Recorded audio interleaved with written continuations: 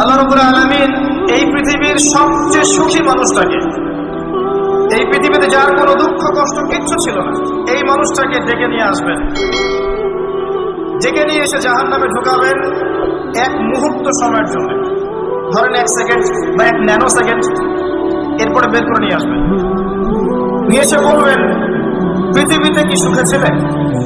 সেই ব্যক্তি বলবে, সুখ কি জিনিস হে আল্লাহ আমি জানি না। আমি কি বুঝাতে পারছি ভাই? সুখ কি জিনিস আমি জানি না।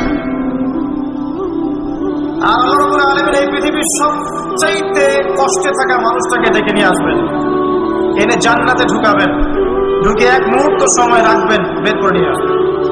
বলবেন, পৃথিবীতে কষ্টে ছিলে? সেই বান্দা বলবে, কষ্ট কি জিনিস আল্লাহ আমি জানি না। এটাই সেই আয়াতের ব্যাখ্যা বলা যায়। আল্লাহ পাক বলেছেন, কুল্লু নাফসিন যায়িকাতুল মাউত, প্রত্যেকটা নফস বা আত্মা মৃত্যুর স্বাদ গ্রহণ করবে।